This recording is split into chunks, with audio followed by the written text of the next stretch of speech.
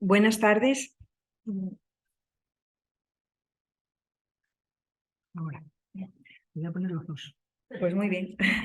Buenas tardes. Es la tercera vez que hablo en este museo y para mí no es un placer que nadie puede imaginar.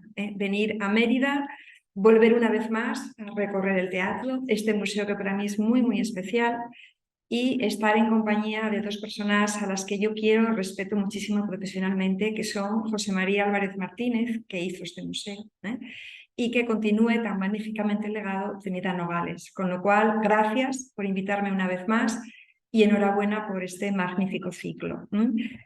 Bueno, pues en mi caso yo hoy voy a hablar de Cornelia, que como se ha visto en mis publicaciones, todo lo que tiene con la maternidad me acompaña ya desde hace tiempo. Pero a Cornelia la había dejado un poquito de lado desde hacía mucho tiempo. Es decir, hacía mucho tiempo que yo no me dedicaba a Cornelia, ¿no?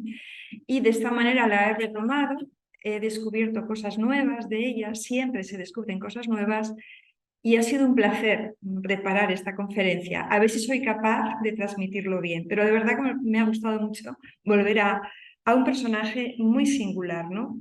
Un personaje que se ha recreado mucho en la pintura, muchísimo, en la pintura moderna, bueno, moderna desde el Renacimiento hasta el XIX, hasta el siglo XIX. Y esta imagen de Angélica Kauffmann, que seguramente algunas personas conocen y conocen muy bien, es una imagen recurrente que se repite en otros pintores anteriores y posteriores. Esa mujer que muchas veces se adapta, aparece con ropaje renacentista, luego voy a poner una imagen final, que es idolatrada de alguna manera porque es madre. Sobre todo es la madre que aparece con sus niños, que fueron luego dos políticos muy cuestionados, los famosísimos hermanos Graco, y su hija Sempronia, muy jovencita, y que le sobrevivió. ¿Qué voy a intentar contar aquí de Cornelia, ¿no? Pues voy a señalar esa asociación, esa identificación que se ha dado entre Cornelia y la Mater, porque es la Mater por excelencia, en la antigua Roma y luego. Y reflexionaré sobre lo que hizo en el pasado y cómo esas acciones del pasado que se le atribuyen, porque aquí intentaré ser muy prudente, diría yo, cómo esas imágenes y esa actividad que se dice realizó o llevó a cabo culmina y sigue estando presente.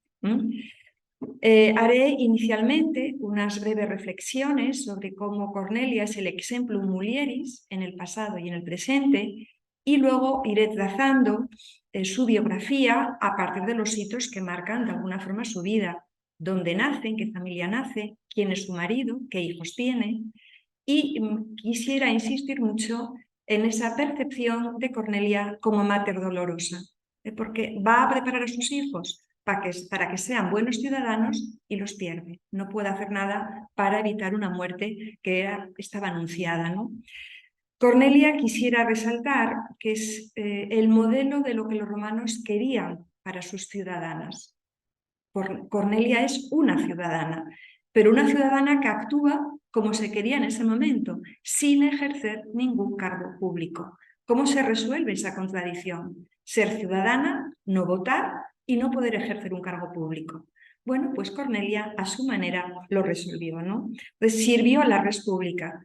En Roma ser ciudadano era ante todo servir a la res pública, a la cosa pública, y ella lo hizo. No quiero dejar de lado el hecho de que en realidad nos enfrentamos a un mito y es muy difícil construir una biografía que se ajuste realmente a la realidad histórica. Cuando yo me enfrento a este personaje tengo ya mi propia imagen de Cornelia y estoy buscando aquello que apoya la imagen que yo tengo de Cornelia. Soy consciente de ello, pero bueno, de alguna manera intentaré alejarme, ¿no? Que sepan de antemano que Cornelia no va a ser la esposa de un romano poderoso, como lo fue Livia, por ejemplo. Cornelia va a ser, ante todo, la hija de un gran romano, Escipión el africano, y la madre de los famosos hermanos Graco. Es muy importante, es decir, fue más conocida por Tiberio Sempronio Graco. Y seguramente muchas personas que conocen la historia de Roma saben de Cornelia como madre de los Graco, pero es más difícil recordar que su esposo fue Tiberio Sempronio Graco. ¿Cómo lo hizo? Bueno, pues intentaré considerarlo ahora, ¿no? Hay una obra muy importante, muy breve, sobre Cornelia, que si suscito el interés sobre el personaje, recomiendo que la lean. Es un trabajo de una profesora de Australia que empezó trabajando sobre la madre romana, un trabajo que es icónico, diría yo, Susan Dixon, y parece ser que es una mujer que se dedica mucho a la labor de divulgación. Y le encargaron, en algún momento habló sobre Cornelia y le dijeron, tienes que escribir un libro sobre Cornelia. Y hace un libro, pero de 90 páginas, porque dice, yo ya no puedo contar más sobre Cornelia, es muy difícil. ¿Por qué? Porque primero es imposible ir más allá del mito y sobre todo porque hay muy pocos testimonios. La suerte de Cornelia, para pasar a la posteridad, es que vivió en tiempos convulsos, en tiempos de una crisis, de un sistema que se está desmoronando y que es muy difícil construir uno nuevo. Se tarda más de un siglo en construir ese modelo nuevo de sociedad y de sistema político, jurídico e incluso religioso que precisa lo que es la Roma del siglo I a.C. Lo hizo Augusto, pero el momento de cambio, de arranque de toda esa transformación es el año 133, cuando sube al poder un hijo de Cornelia, que es Tiberio Sempronio Graco. Empieza un momento de crisis muy profunda y, de alguna manera, no lo desencadena, pero quien empieza esas reformas complejísimas es Tiberio y luego su hermano. Y la madre es Cornelia, ¿no? Pero sí conocemos muchas cosas sobre los hermanos Graco, y qué decir sobre Publio Escipión el Africano. La literatura grecolatina habla de Cornelia, pero siempre nos dice muy poquito, una frase, dos frases, ¿no? Pero a mí me resulta muy llamativo, es una cosa que he visto ahora preparando esta conferencia. Casi todos los autores antiguos posteriores a ella la mencionan. Es como un personaje femenino que está presente en muchos de ellos. La menciona Cicerón, la menciona en una carta a Bruto, la menciona Tácito en Diálogo de los Oradores, Plinio el Viejo, Naturales Historia, las famosísimas cartas que se le atribuyen a ella por Cornelio Nepote, Valerio Máximo y, por supuesto, como decía, Plutarco, en esas biografías que son una fortuna, a pesar de que se le cuestione como historiador, pero dan mucha información. Todos hablan de ella, pero no hay una biografía como las que se hacían para los personajes masculinos, sobre todo los anales de Tácito o las vidas de los 12 Césares de Suetonio. Eso es imposible. Entonces hay que ir cogiendo estas frases, ir encajándolas y a partir de aquí reconstruir una biografía de Cornelia. Para Susan Dixon es imposible, pero la publica. Y yo creo que sí se puede hacer, y a partir de aquí, con los datos que yo voy a proporcionar, me imagino que cada persona del público dirá, pues a mí Cornelia me parece esto porque me he quedado con estas ideas. Suele pasar. Y también es muy agradable trabajar sobre personajes de esta categoría y que son tan singulares, porque las biografías gustan mucho. Es un afán de cotilleo que tenemos las personas y los seres humanos que indagamos en estos asuntos y nos gustan. Con lo cual, espero que el personaje interese. Bueno, pues Cornelia pertenecía, y no podía ser de otra manera si no lo hubiese pasado a la posteridad, a una de las familias más notables que pudo haber en Roma, que es la familia de Publio Cornelio Escipión el Africano. Un personaje que es conocidísimo como uno de los grandes líderes militares y políticos del momento, de finales del siglo II a.C. y comienzos del siglo I a.C. Todas las fechas, que yo voy a poner muchas fechas, yo creo que la cronología es importante, o quizás sea un defecto mío como historiadora, son antes de Cristo. Todas las fechas que están indicadas son de antes de Cristo. ¿Por qué es importante la familia de los Escipiones? Y es novedoso lo que hacen. Es una familia patricia, es una familia que tiene un pasado glorioso, perteneciente al círculo senatorial, al círculo de la élite, muy rica. ¿Y por qué es novedoso lo que hacen? Porque no rompen con el mos maiorum, no rompen con la tradición, pero son admiradores absolutos de la cultura griega. y esto no gusta mucho a la clase más tradicional de Roma. De hecho, Polibio, que es griego, acompaña a Escipión en sus aventuras, que lo tiene en su casa, ¿no? Entonces, Escipión es un personaje singular porque de alguna manera admira profundamente esa cultura griega y quiere helenizar, es decir, considera que Roma tiene que aprender mucho de los griegos. Y esto no gustaba a los sectores más tradicionales. Pero aún así, nadie puede cuestionar los éxitos militares. Tras el fracaso de Cannas, donde Aníbal obtuvo la victoria, será Escipión quien derrote definitivamente a los cartagineses y Aníbal en Zama, cerca de Cartago, y esto ponga punto final a la Segunda Guerra Púnica. Es decir, esto, Escipión, Zama y la derrota de Cartago es algo que ha quedado en la memoria de los romanos. Pero a pesar de estos éxitos militares, o quizá por esos éxitos militares, tenía terribles rivales políticos. Entre ellos, grupos, porque el clan de los Escipiones era muy amplio, ¿no? Pero quizá el grupo de Catón, que era el más conservador, es importante. Y saco a relucir a Catón porque no se enfrentó directamente a él, pero posiblemente tuviese problemas con su esposa, con Emilia Tercia, la tercera de los hijos de esta familia, ¿no? Su esposa. Una mujer que de alguna manera no podemos, que parece que posiblemente Cornelia imitó a su madre. No puedo indagar mucho en tan poquísima información, pero tengo la impresión de que Emilia Tercia ejerció una influencia decisiva en su hija y en cómo se comportó su hija, por un pequeño detalle que voy a comentar y me adelanto, ¿no? Emilia Tercia, que es una matrona que debería comportarse al uso de las matronas de su tiempo, cuestionó a su esposo cuando tuvo la osadía de decidir con quién se casaría Cornelia sin consultarla a ella. Y esto lo transmiten las fuentes. Esto en la antigua Roma no hubiese pasado.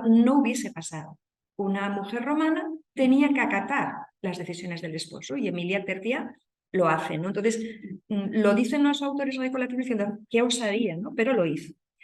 Y es una mujer aristócrata, comparte con Escipión, por lo visto, el filolenismo. Y hay otro detalle que no se puede comprobar, pero que pudo, en el que un hecho en concreto, en el que Emilia Tercia pudo participar y que fue importantísimo en la evolución de la República desde la perspectiva de las mujeres. Y me refiero a un episodio que tuvo lugar en el año en el año 195, aquí hay un error, la ley se aprobó en el 215.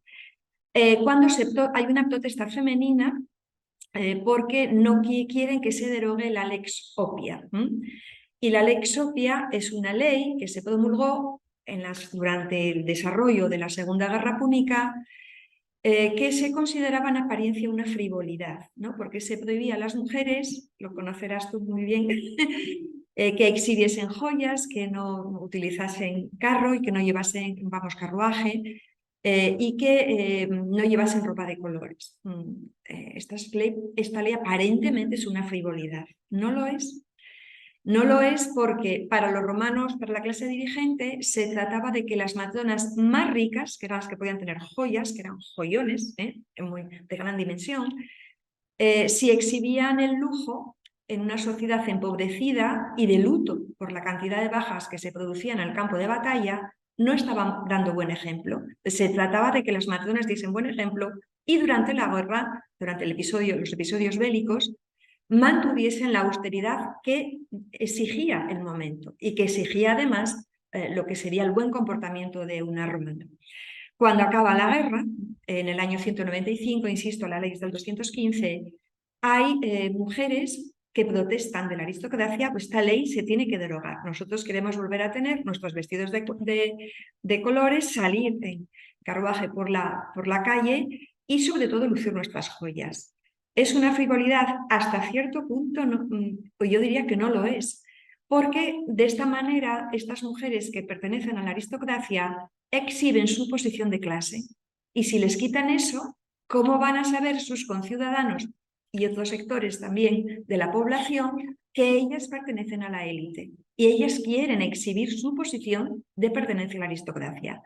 Dado el carácter, o por lo menos la posición social de Emilia Tercia, que vivía en estos momentos, se ha dicho que pudo participar. No sabemos si la lideró, si simplemente estuvo en una posición de segundo plano, pero no tenemos información para destacarlo, ¿no? Sí sabemos el enfrentamiento de Catón el Viejo. Los Catones son la familia de la época de la República, de los momentos finales, muy tradicionales, y Catón el Viejo no quiere bajo ningún concepto que la ley se apruebe, pero que se derogue, pero no tuvo éxito a pesar de ser un gran orador y la ley se derogó, ¿no? Bueno, pues estos son padre y madre de Cornelia, el filolenismo de uno, el prestigio social del padre, pero también de la madre, ese temperamento extraordinario. Sabemos que tuvo una hermana y que ella nació entre el 195 y el 190. Todas las fechas que tienen que ver con Cornelia no se sabe cuándo murió, ¿no? Y calculando cuándo pudo casarse, la fecha de nacimiento de sus hijos aproximada, se calcula que se pudo casar en el 195 y 190. Es importante para saber en qué momento se casa, porque si se casa en el 165 y nació en el 195, tendría ya 30 años, y son muchos años para una romana. Recibió una esmerada educación, eso he sabido, y Cicerón la admiraba como intelectual, ¿no? Sabía filosofía, era admiradora de la cultura y la lengua griega, de la literatura griega, seguramente sabía recitar a Homero, y aunque no tuviese que hablar en el foro, como a otras romanas, y ya lo demostró Hemmelreich, estudian retórica. ¿Por qué? Porque lo tienen que enseñar a sus hijos. Entonces, el hecho de que una mujer sepa retórica es porque la enseñanza empieza en casa, y entonces ellos también lo tienen que saber, ¿no? Con estos antecedentes, como una noble, matrona, una aristócrata de la élite patricia, había que buscarle un marido a su altura. Y normalmente, como era lo característico en el momento, en esa época, el matrimonio lo decidió el padre. Es decir, esto es muy habitual. Y un matrimonio, sobre todo de estos momentos, que no obedece a una relación, al afecto, al amor, ni mucho menos, sino que es un contrato que interesa a la familia del padre, normalmente. Y Escipión decide casar a su hija, la segunda, con un rival político, y además de su edad. La edad es muy importante porque es mucho mayor que su mujer, ¿no? Si nace en el 195 190 Cornelia, el marido habría nacido en torno al 220, es decir, que hay una diferencia muy notable. Es verdad que Escipión era aún mayor, ¿no? 235 se fecha su momento de nacimiento. ¿Y por qué quiere casar Escipión a su hija, queridísima hija, con Tiberio Sempronio Graco? Pues porque es plebeyo, pero es muy rico, tiene un influyente papel en la política del momento y le salvó de persecuciones y de rivalidades en el entorno de la clase dirigente. Es una muestra de agradecer lo que hizo por él y también de limar asperezas en las conflictivas relaciones que había en la élite senatorial. Eran los matrimonios y el uso de las mujeres en las alianzas matrimoniales como una moneda de cambio. Matrimonios y divorcios era muy habitual. Entonces, es un matrimonio que tiene un interés político, y un interés político para el padre. Cornelia no interviene. Cornelia dicen que se tiene que casar y se casa. Pero con este matrimonio que se produjo, parece ser que se pacta mucho antes de que muera el padre, sería una niña, Cornelia, y él muere en el 183, y se supone que se celebró el matrimonio en el 165, es decir, se pacta y luego ya se celebra. Con este matrimonio se quería exhibir el poder que tenía Cornelia y la mujer que era Cornelia. ¿Cómo se exhibe? En la dote que aporta esta mujer, una dote que es descomunal. 50 talentos de oro, eso es una brutalidad. 50 talentos de plata. Y a veces, cuando se aportaban estas dotes a la familia de la élite, era el Senado quien lo financiaba. Pero la familia de Cornelia dijo que no, que tenían ellas dinero como para que interviniera el Senado. Y su madre, que tenía una gran fortuna, aporta la mitad, y la otra un sobrino que va a ser muy importante este personaje. Lo voy a ir dejando porque es un sobrino muy rico, que parece ser que al final acabó implicado en el asesinato de los hijos de Cornelia. un hijo de un tío de su padre, ¿no? ¿Cómo es este matrimonio? ¿Cómo es este matrimonio que da lugar también a esa mujer fiel, que primero vela por el esposo y vela por el hijo, ¿no? Algunos textos, la propia Dixon los plantea, le gusta contarlo. Dice que parece que Tiberio Sempronio Graco, que sí protegió, yo creo que en una relación más paternal que conyugal, y que sí tuvo una magnífica, hablaba de Cornelia con admiración, realmente quiso a Cornelia. De Cornelia no se dice nada, Entonces se dice que fue fiel, nada más, que fue muy fiel. Si realmente fue tan amante esposo, ¿qué hizo Cornelia cuando murió Tiberio Sempronio Graco? Pues premiar a la Liberta, que había sido su concubina, y la casa con uno de sus libertos, para dejarla bien situada. Lo hace ella como viuda, ¿no? Era tan habitual que el marido tuviese sus relaciones extraconyugales que, bueno, la propia Livia lo hacía, ¿no? Es decir, que la Livia sabía de todos los escarceos amorosos y los toleraba, ¿no? Entonces, este dato es importante de la fidelidad de Cornelia, de saber, bueno, mi marido es así y es lo que tengo que hacer. Pero de esa relación amorosa o cariño que tenía Tiberio Sempronio Graco hacia su esposa, se cuenta una anécdota que se repite por dos autores distantes en el tiempo, que son Plutarco, muy distantes en el tiempo a lo que se está contando, quiero decir, Plutarco del siglo II después de Cristo. En su biografía sobre Tiberio, luego Valerio Máximo, en Hechos y Dichos Memorables, cuentan la anécdota de las serpientes. Y es que al parecer entraron dos serpientes en la casa de este matrimonio, una serpiente macho y otra serpiente hembra. Yo sinceramente no sé cómo se distinguen, pero bueno, si hay serpiente macho y hembra, alguna razón tendrá, yo no lo sé y tendría que averiguar. Y entonces, esto es un prodigio, esto es una cosa muy, muy extraña. ¿Qué significa? Los romanos estas cosas siempre les llamaba la atención. Hay que interpretarlas. Y llaman a los arúspiques, a los adivinos, para que lo digan. No están analizando en este caso un hígado, sino este asunto.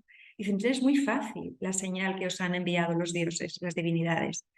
Tenéis que dejar marchar a una serpiente, a la hembra o al macho, y tenéis que dejar a otra en casa y matarla.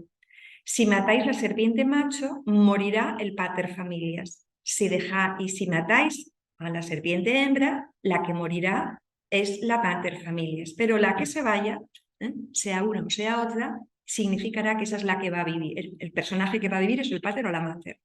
Y es Tiberio Sempronio Graco quien toma la decisión. La serpiente que se va a marchar es la serpiente hembra y la que se va a quedar y vamos a matar es la serpiente macho. Yo me sacrifico. Y efectivamente dicen las fuentes que después de este episodio Tiberio Sempronio Graco falleció. Ya tenía su edad, ya tenía 70 años casi, o de los 220-153 son muchos años. Ahí está la anécdota, la credibilidad que tiene. Pero yo lo del serpiente macho y hembra no lo conozco muy bien.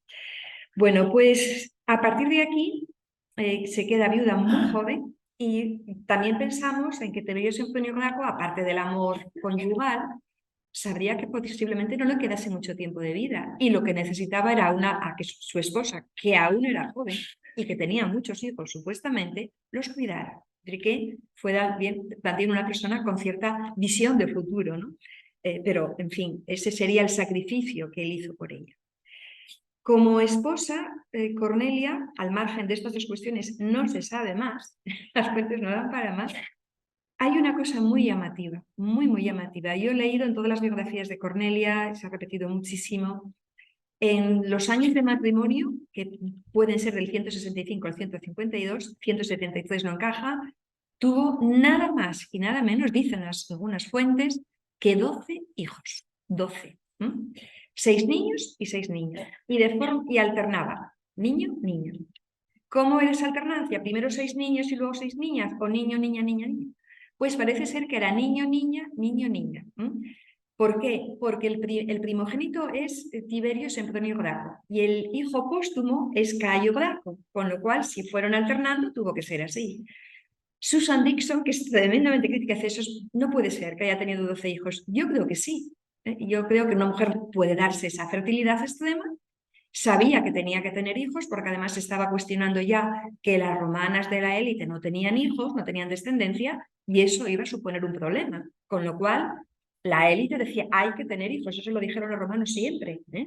Pero las mujeres de la élite no querían, y desde luego amamantar menos, ¿eh? Entonces, esos 12 hijos los pongo como un interrogante, pero si hacemos caso a las fuentes, dice que tuvo 12 hijos. También es verdad que de estos hijos murieron la mayoría. Es una pena, lo voy a ir a contar luego, ¿no? Muere su esposo, y es que hay que imaginar la situación. Te quedas viuda con 12 hijos. Por muy rica que seas, eso hay que valorarlo, ¿no? Y uno que nace después de la muerte de tu esposo. Pero una vez que fallece, ella decide que va a ser viuda todo el resto de sus días, que se va a dedicar, por eso la mater, por eso es tan importante la mater. Yo no me voy a volver a casar. En estos juegos matrimoniales de la República era muy común, y además interesaba mucho a las familias, que si te quedabas viuda te volvieras a casar, porque eso fomentaba nuevas alianzas políticas. Pero Macdona univira, es decir, de un único varón, que fue Tiberio Sempronio Graco.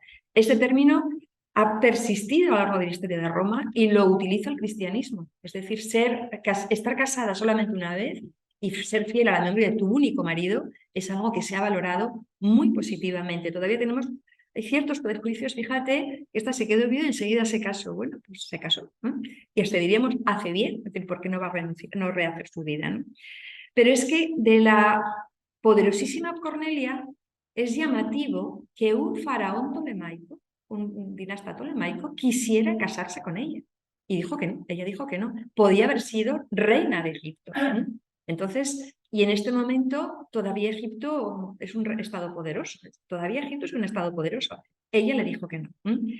Y se dice, voy a dedicarme a mis hijos. Eso hay muchas frases muy bonitas que se le atribuyen, ¿no? Por eso, si hay tres grandes madres, no está Lidia, por ejemplo, Lidia no está. Las tres grandes madres del mundo antiguo romano son Aurelia, Atia y Cornelia. Así lo dejó dicho Tácito en el diálogo de los oradores. Las tres grandes madres. Aurelia, que es la madre de César, y Atia, que es la madre de Octavio Augusto, es decir, las tres grandes, ¿no? Porque se dedicaron a sus hijos, ¿no? Y eso que Atia se casó más de una vez. Entonces se cuida de su descendencia, se dedica a la vida intelectual, sus hijos eran muy cultos, eran terriblemente cultos, y elige a los mejores preceptores para sus hijos. Hay un hecho muy importante en los preceptores que elige Cornelia, y los elige estoicos. Esto es significativo. No elige a estoicos que tienen como un concepto de la vida, del servicio público. Séneca es un estoico.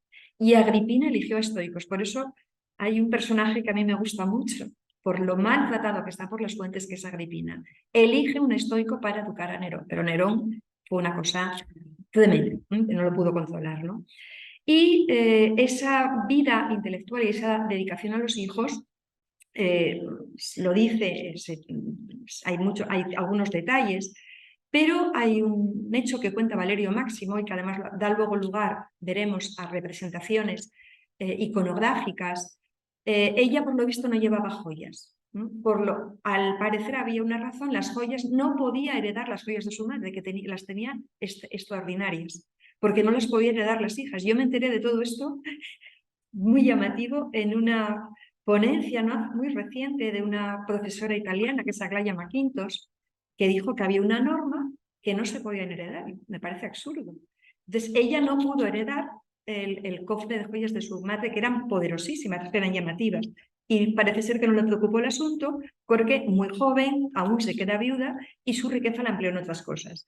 Y una mujer de Capo le dice, pero si eres un aristócrata, ¿cómo es posible que no lleves joyas? Dice, yo no necesito joyas, mis joyas son mis hijos. Entonces, es algo que da una imagen aún más poderosa. Es decir, qué maravilla de mujer que frente al lujo y lo que gusta el lujo a las mujeres de su clase en ese momento, ella renuncia a esas joyas, pero parece ser que es que no pudo recibir ese legado materno, que es muy complicado, ¿no? De esos 12 hijos, y volviendo a ese cuidado que ella les proporciona, también es muy lamentable que pierda casi todos, pierde a 9. Esto es terrible, que veas morir a 9 hijos. ¿A qué edades? ¿En qué momento? Es una situación, si lo pensamos, o por lo menos con la perspectiva actual, es tremendo, ¿no? A mí no me sirve que digan, es que las romanas estaban acostumbradas a perder a sus hijos y no lo sentían con el dolor profundo que lo podemos sentir al mundo contemporáneo, porque la relación de amor maternofilial o paternofilial es mucho más intensa. No lo creo. No, porque yo he estudiado Carmen Epigráfica, los poemas funerarios que los padres y las madres dedican a sus hijos, y el dolor que transmiten por la pérdida de un hijo es comparable al dolor que puede sentir cualquiera ahora. Diferencias de época, pero la muerte de un hijo sigue siendo una crueldad antes y ahora. Entonces, perder 9 hijos es algo realmente sorprendente, ¿no? De esto no se habla. ¿Perdió? No, perdió 9 hijos. Esto hay que tenerlo. A lo mejor eran bebés recién nacidos, no lo sabemos. Y sobrevivieron 3. Tiberio Sempronio Graco, uno de los famosos hermanos Graco, que fue tribuno en el 133, y el póstumo, el más díscolo, que es Cayo Sempronio Graco, que van a morir muy jovencitos, ¿no?, en el ejercicio de sus tareas políticas. Y es muy importante la hija que va a sobrevivir a todos, de toda la familia de Cornelia y de Escipión, que era Sempronia. Un personaje al que yo creo que hay que dar mayor relevancia a Sempronia, que fallece tiempo después de su madre, ¿no? Esto es lo que podemos decir de esa familia, y volvemos a ver una pintura de Jean-François Peyron, también lo mismo, Cornelia con los niños pequeños. No aparece Cornelia con sus hijos mayores, que es precisamente cuando tiene protagonismo político, ¿no?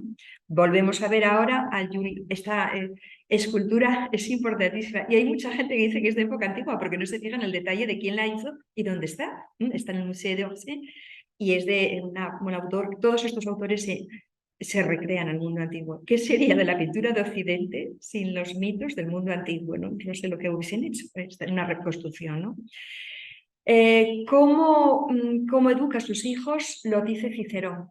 La obsesión que tenía esta mujer, y dice Cicerón, es que a sus hijos, más que alimentarlos con comida, los hacía con la educación. Es decir, que era una persona obsesionada, ¿no? Como señalé antes, eligió a estoicos, y uno muy conocido es Blosio de Cumas, que luego ya va a seguir manteniendo contacto con él a lo largo de su vida, ¿no? ¿Y en qué convierte a Tiberio y a Cayo? En excelentísimos oradores. Son grandes oradores, con una gran capacidad para convencer al auditorio.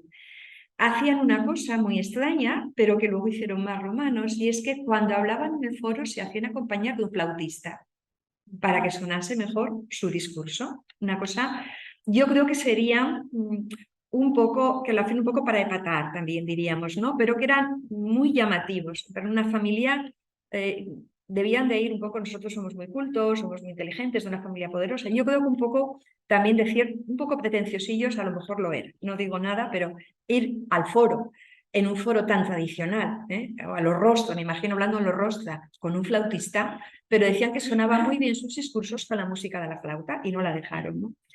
Son 2 personajes que, al margen de la oratoria y por esa educación que han recibido, conocen a la perfección los entresijos de la política romana, por lo que van a hacer. La acción que llevan a cabo estos 2 personajes, absolutamente controvertida antes y ahora, revela que son muy jóvenes, pero que gracias seguramente a Cornelia y a los lazos de amistad y de parentesco que tenía esta mujer, hizo que se convirtieran en 2 personajes que conocieron a la perfección la acción política. Insisto, o por la propia madre, que estaba al tanto, o por los enlaces que les buscó la madre, ¿no? Entonces es muy importante. Su hija nunca la olvida, porque la casa con un primo, que es un primo suyo, que es un hijo adoptivo de un tío de Cornelia. Es decir, que estos lazos familiares son importantes, ¿no? Bueno, los Graco. Es que inevitablemente para hablar de Cornelia hay que hablar de los Graco, ¿no?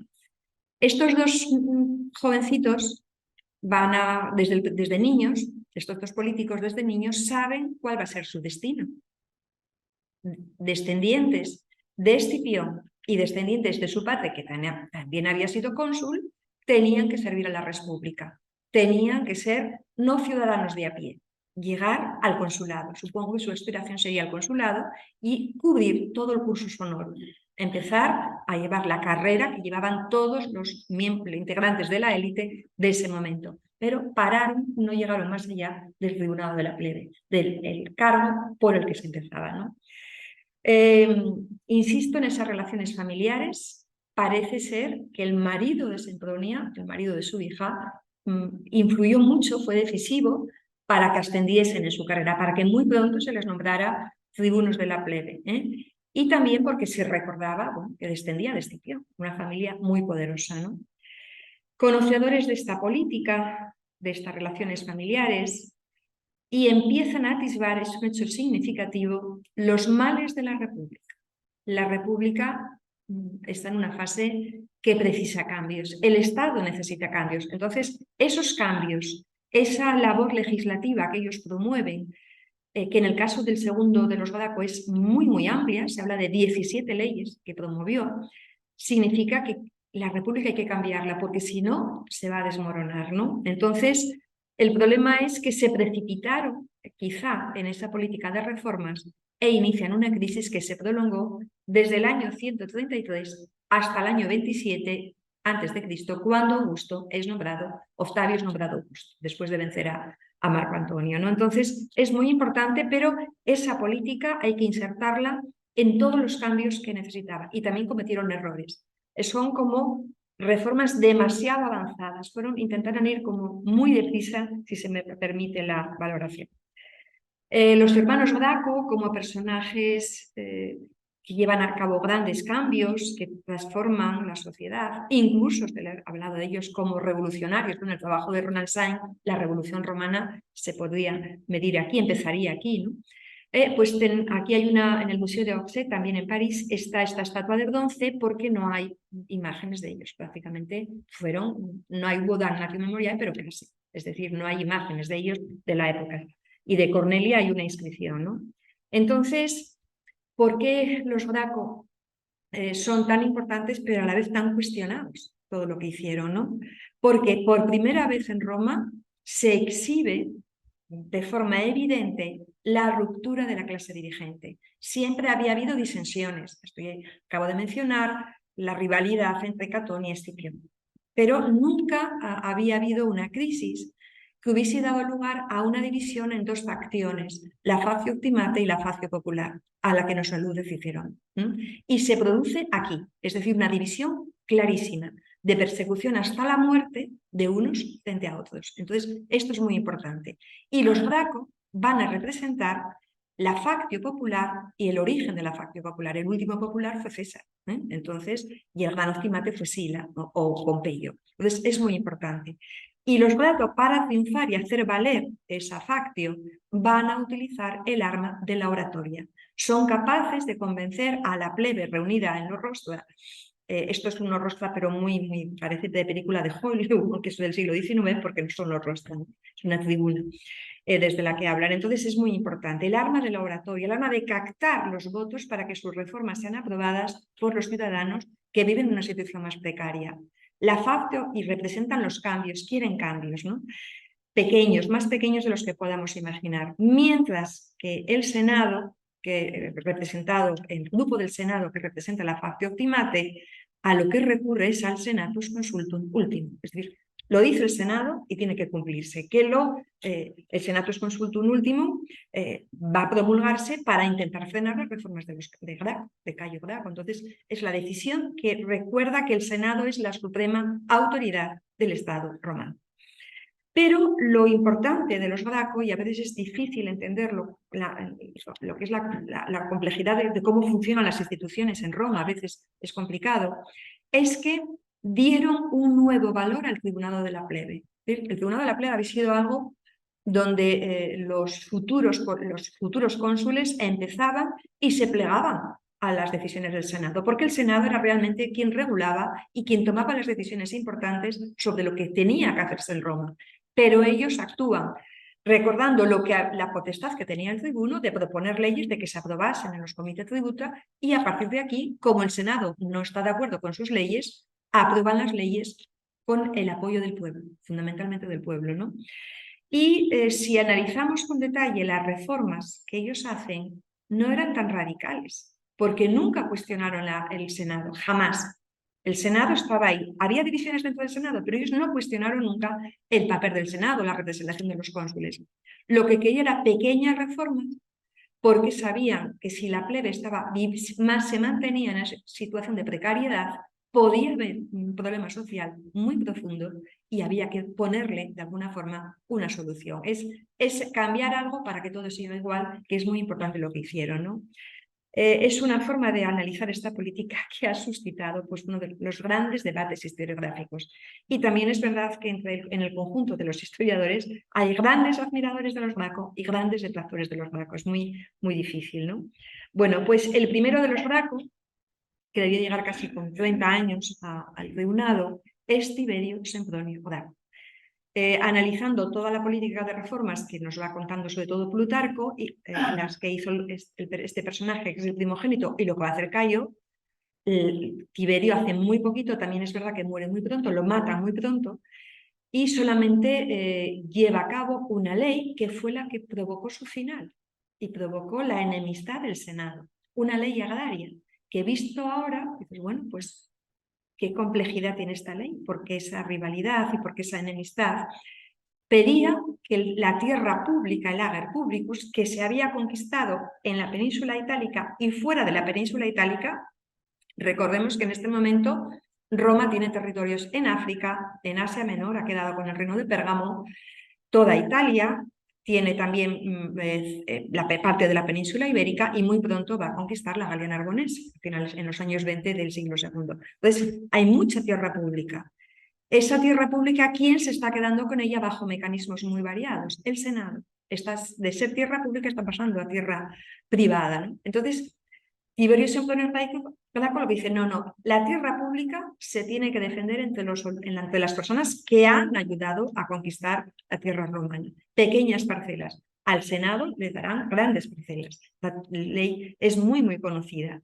Pero el Senado se negó. El Senado decía, no, esto no es tierra pública, no nos la quitéis, que es nuestra. Entonces fue una comisión que funcionó, se quedó la comisión, pero funcionó muy mal.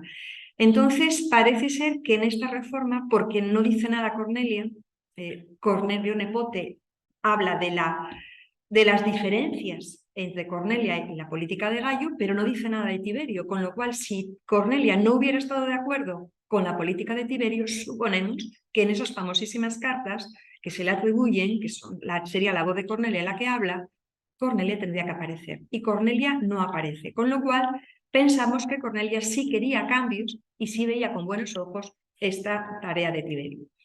Pero no fue bien vista esta decisión, esta ley, la famosa Lex Agraria, y el Senado organizó una conspiración y lo mató. Es decir, Tiberio fue víctima de una conspiración, lo matan a golpes y el cadáver lo arrojan al Tíber. Estamos hablando de un personaje que desciende del patriciado.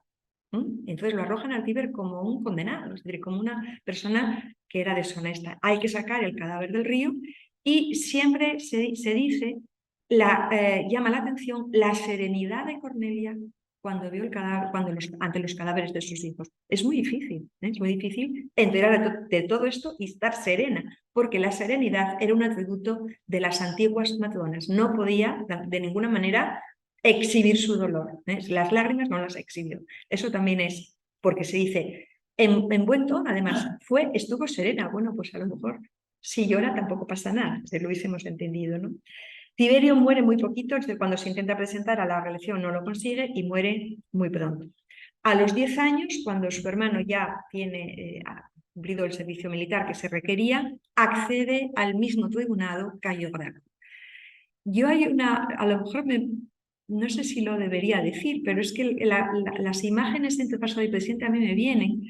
Entonces, Cayo Graco sabía que Tiberio, no me olvido de la anécdota que quiero contar, ¿no? Visto lo que había pasado con su hermano, podía ser consciente de que si seguía en la misma línea le iban a matar. Y aún así se presenta 3 veces al tribunado de la plebe, lo mismo que hace su hermano.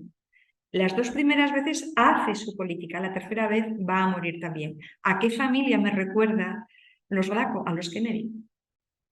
Sí, es verdad, hay gente que todavía no, gente más joven a lo mejor ni lo recuerdan, pero es verdad que es una familia muy poderosa que muere John Kennedy y luego su hermano se vuelve a presentar en la misma línea, es decir, que cualquier loco les puede matar, ¿no? Aquí no eran locos, aquí era gente que tenía una diferencia política, pero a mí me llama mucho la atención estos personajes Bueno, es una barbaridad lo que acabo de decir, pero bueno, que estas cosas pasan.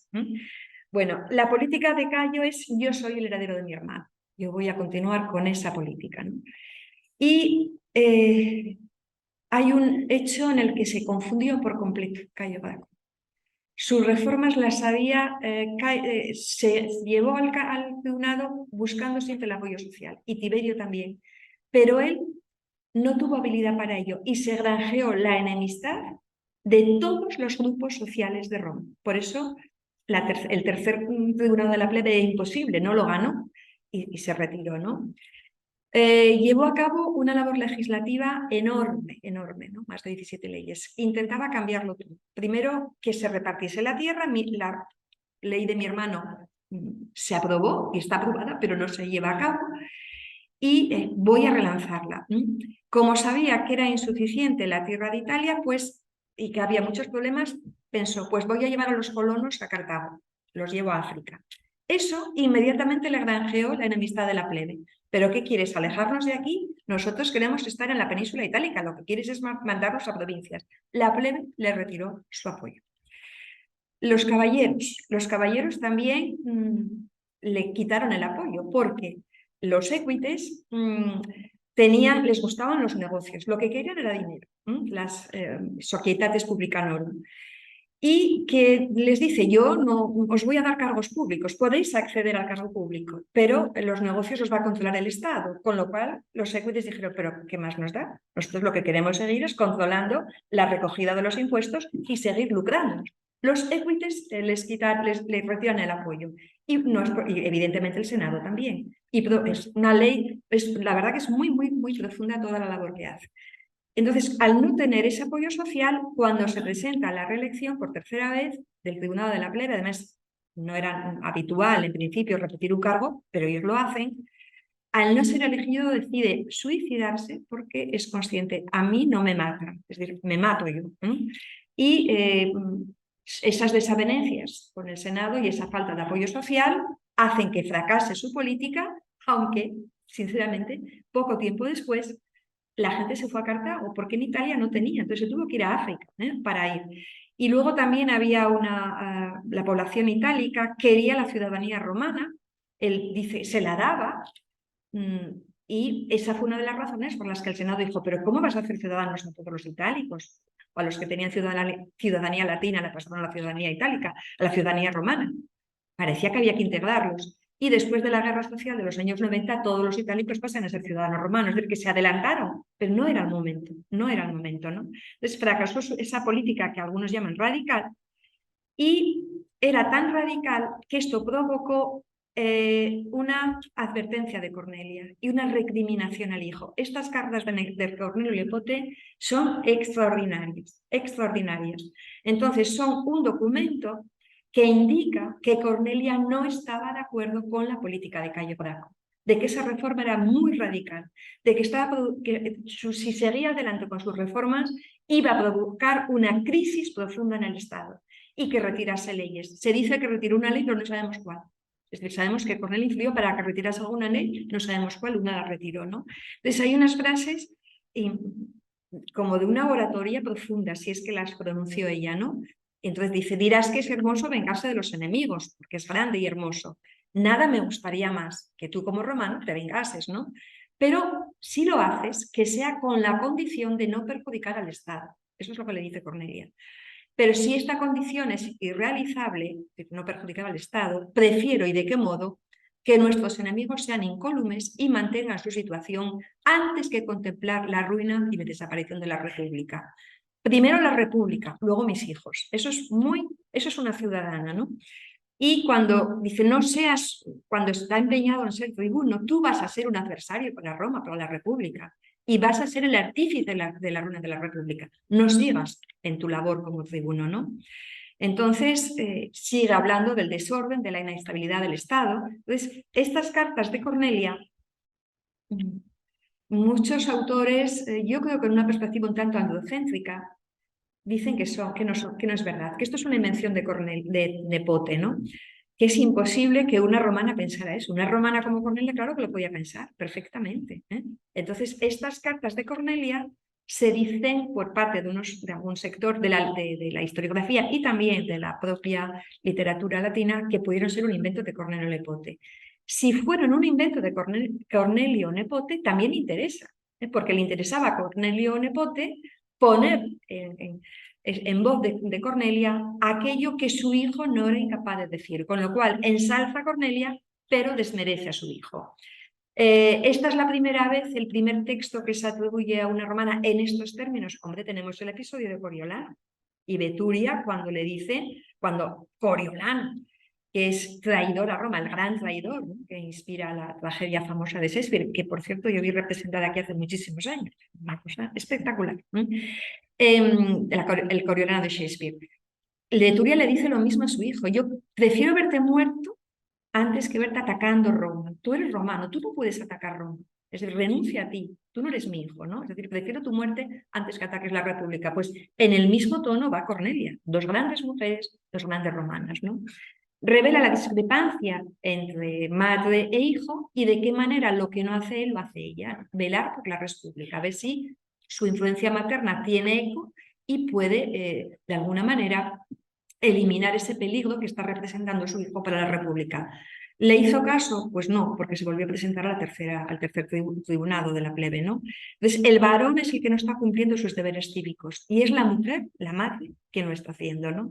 Entonces, estas cartas tienen valor, tienen mucho valor, sean verdad o mentira, que eso es importante, ¿no? Porque es como tiempo después de su muerte, el personaje de Cornelia sigue ensalzado, quizá para criticar mucho más a Gallo, decir, tiene que ser una mujer quien te diga lo que debes de hacer. Eso es muy importante en este sentido, ¿no? La muerte de Gallo era inevitable si seguía con esas reformas, pero no pudo llevarlo a cabo porque no llegó a ese tercer tribunado de la plebe, ¿no? Fracasa ante la tercera reelección como tribuno de la plebe por esa persecución de los optimates, porque se promulga el Senatus Consultum Ultimum para anular todo. Y él lo que hace es no huye de Roma, dice, a mí no me van a matar, huye con un esclavo fiel y este esclavo es el que le da muerte. Entonces, como le dice al esclavo, mátame, no tuvo valor para matarse, no es el primer romano que le pasa, entonces le mata el esclavo. Entonces, es un suicidio porque decide él que le maten, ¿no? Y el final se cuenta que tuvo lugar en la busca de Furrina, al pie de la colina del Gianicolo, junto al Tíber. Lo mismo que el cadáver de su hermano había sido arrojado al Tíber, entonces él elige morir junto al Tíber, ¿no?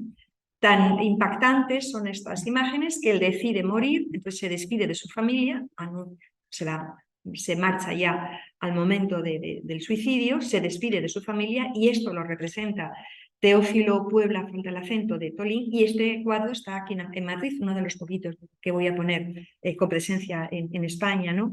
Y la muerte, el mismo relato al pie del bosque, al pie del Gianicolo, se representa por François Jean-Baptiste Topino Lebrun, y que está en el Museo de Bellas Artes de Marsella, ¿no? Son hitos de estos personajes que son persistentes, ¿no? Curiosamente, fue Cayo el que mantuvo la línea de esta familia, ¿no? 12 hijos y el único que va a tener descendencia, pero una niña, al final sobrevive una niña, será Cayo, porque Tiberio no tuvo descendencia, Sempronio tampoco tiene descendencia, entonces de esos 12 hijos queda Cayo. Su hija también se llama Sempronia, como su hermana, porque es de la familia de los Sempronios, y su hijo tuvo un hijo, pero falleció muy pronto, no pudo llevar a cabo carrera política. Esta Sempronia se casa con un miembro de la élite, con Décimo Junio Bruto, y tienen un hijo, Décimo Junio Bruto Albino. En la República todos están relacionados, es muy fácil, empiezas a hacer cuadros genealógicos sin seguir cruzas, ¿no? Este fue uno de los cesaricidas. Es curioso que proceda de una línea popular, que su abuelo fuese el promotor de esa factio popular y que colabore en la muerte del último de los populares, que fue César. Era muy amigo de Marco Junio Bruto, y a veces se les confunde, son dos Brutos distintos. Bruto es el Bruto por antonomasia, el hijo de Servilia, que es una mujer también extraordinaria, ¿no? El que organiza la conspiración de los idus de marzo del 44, cuando muere César, y al que supuestamente César le dijo, tú también, hijo mío. Es decir, porque parece ser que además Servilia había sido, parece ser no fue, amante de César. Entonces se ha dicho que pudo ser amante y Bruto hijo suyo, pero no está tan claro. Este 10 junio Bruto participó también, pero muere antes de la guerra civil. La guerra civil que se desencadena, él muere antes, no está en el final. Quien sí muere después del final de la guerra civil es el Bruto, Marco Junio Bruto, después de la derrota que tuvieron todos los cesaricidas en Filipos, en Grecia, bueno, que sucumbieron ante las tropas que lideraban en ese momento Marco Antonio y Octavio Augusto, en ese momento Octavio, ¿no? Entonces, ahí se acabaría la estirpe, ¿no? Bueno, ¿qué pasa? ¿Qué hace Cornelia ante estas muertes? Ya voy acabando, ¿no? Al margen de las discrepancias que pudo tener con Cayo y del acuerdo con Tiberio, siempre dicen que siguió estando muy orgullosa por ser la madre de los Gracos. Eso, las fuentes no dicen es la madre de Tiberio, no, es la madre de los Gracos. Acaban uniendo a los dos, ¿no? Y quizá, por eso es tan interesante, dices, este no lo puedo hacer, es que no tengo fuentes y de verdad que voy a intentarlo. Sempronia debió de poner muy pronto, aunque no se sabe, después de Cayo, pero Sempronia sabemos que todavía está viva hasta el año 101. Sempronia vive, por lo menos sobrevive 20 años a su hermano pequeño, ¿no? Y quizá fue Sempronia la que pudo aglutinar a esos populares y pudo mantener la memoria de sus hermanos. Este personaje, porque no quedaba nadie prácticamente, ¿no? de esta familia, ¿no? Se implicó, pero Sempronia contribuyó esta imagen y parece que Sempronia, esta mujer, estuvo implicada en la muerte de su propio esposo. Se casó con un personaje de la familia de los Escipiones que primero ayuda al ascenso de los Graco, pero luego parece ser que se cambia de bando y que está implicado en el asesinato de Tiberio y en el fracaso que conduce al suicidio de Cayo. Muere muy pronto, no es demasiado mayor, y se ha pensado que quizá Sempronia y la propia Cornelia, que aún vivía, organizaron el complot para que el yerno muriera. Entonces, esto es muy importante también porque, analizando las biografías de las romanas, primero es la familia del padre y luego es la familia conyugal. El padre y los hijos, y luego el esposo. Entonces, eso es muy importante, ¿no? Entonces, esta fama que tiene Cornelia, desaparecidos los hijos, quizá la aglutinó Sempronia, quizá, ¿no? Y fue muy importante el hecho de utilizar la imagen de Cornelia por los partidarios de sus hijos, porque se le dedica la primera estatua que se dedicó a una romana, la primera estatua, que es una estatua sedente, que se ha perdido, de bronce, y que recordaba luego la que hicieron a Helena, la madre de Constantino, no lo sabemos. De esto hablan Plutarco y Plinio, una estatua, la primera estatua de una mujer, y la hacen con dinero y por la iniciativa de los populares.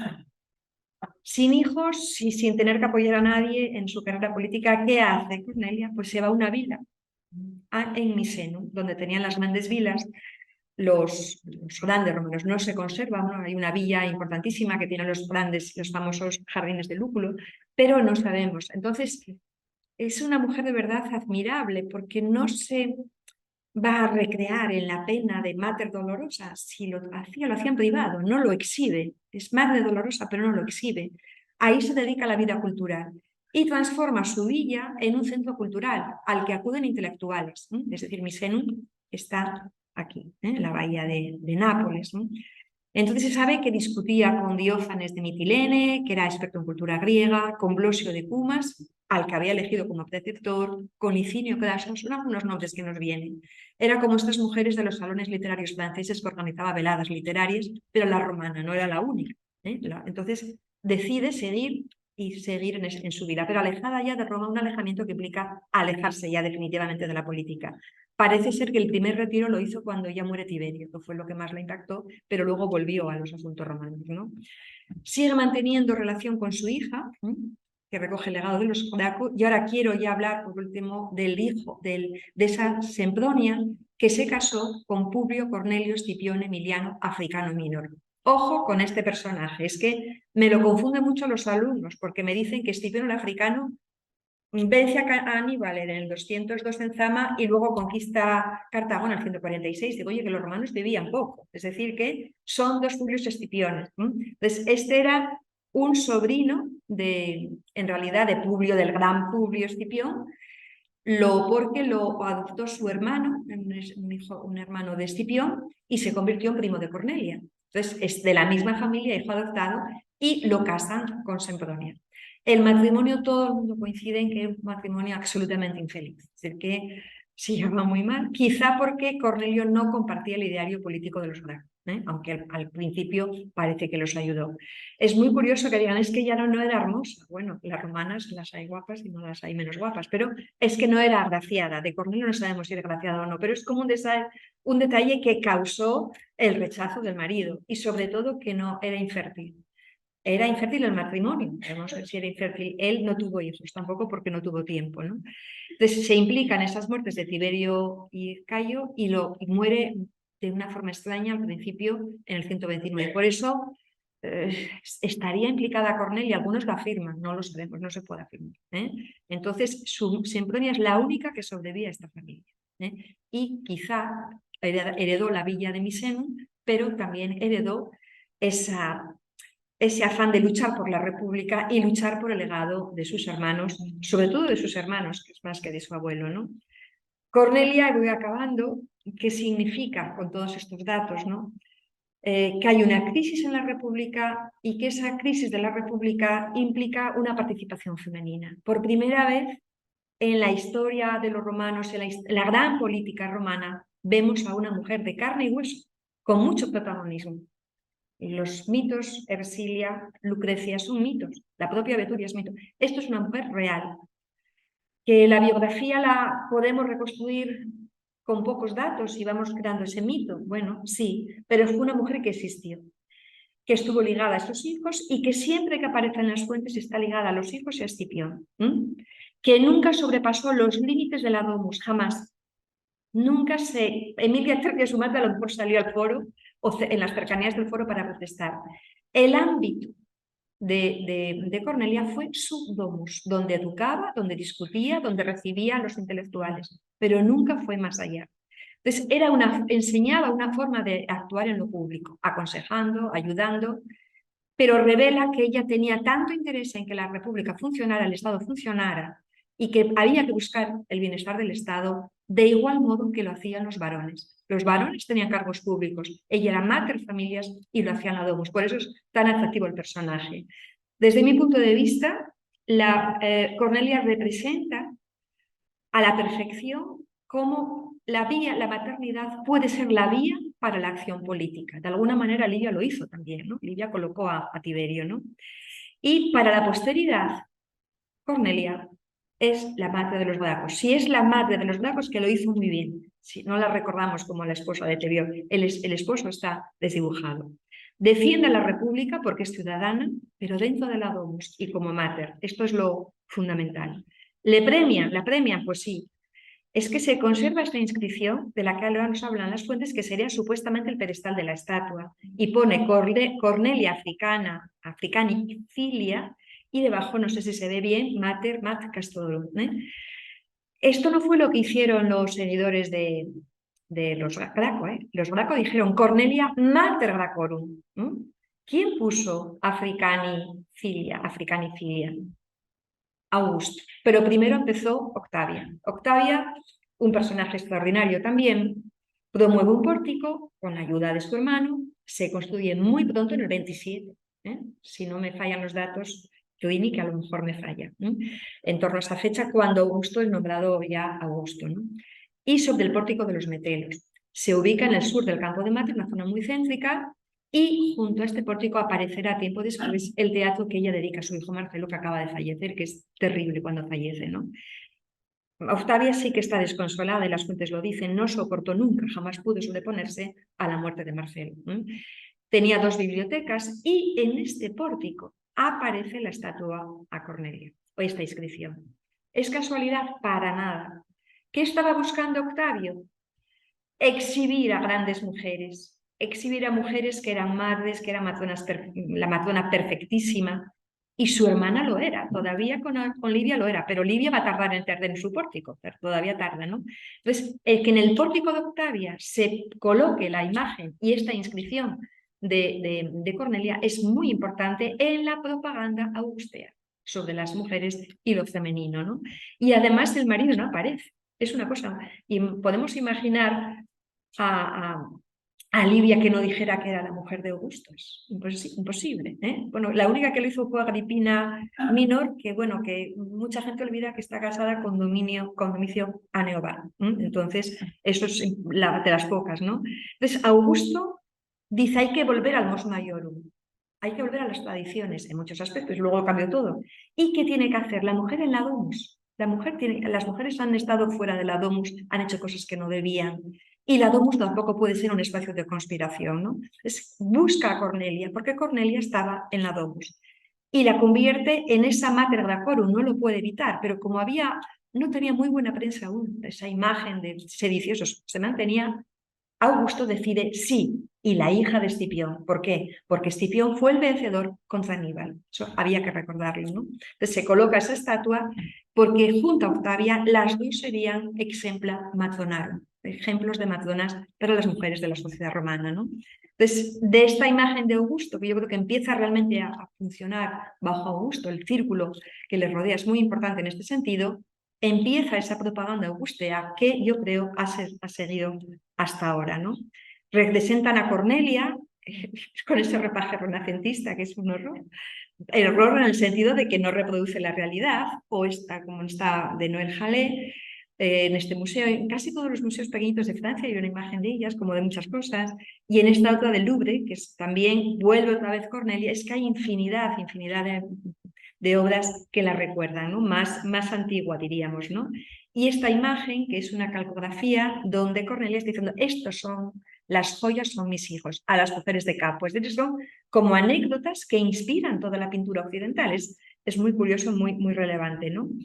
Entonces, Cornelia, y esta es mi imagen final, de verdad que acabo, no quiero desdeñar lo que decía al principio, estamos construyendo biografías. Estos datos me han servido a mí para dar esa imagen casi modélica y que yo creo que va a producir cierta admiración por las caras que estoy viendo. Se admira a Cornelia, se la admira, ¿eh? Aunque es una mujer absolutamente tradicional en algunos casos, ¿no? Como decía Susan Dixon, es una leyenda. Cornelia es una leyenda, seamos conscientes de ello. Es una mujer que sobre todo es la hija y la madre, pero no la esposa. Esto es muy llamativo en el ámbito romano, ¿no? Resalta a su padre, pero sobre todo quiere mantener la memoria de sus hijos, ¿eh? Apenas se recuerda al esposo. Hija obediente, esposa fiel, madre cuidadora, un ideal femenino que atraviesa el tiempo. Mujer perfectísima, mujer perfectísima, diríamos, ¿no? Inspirándome en el trabajo de Milagro. El mito de Cornelia, en cualquier caso, es un pretexto para hablar y recrear un exemplo femenino que yo creo aún está presente. Muchas gracias por su atención.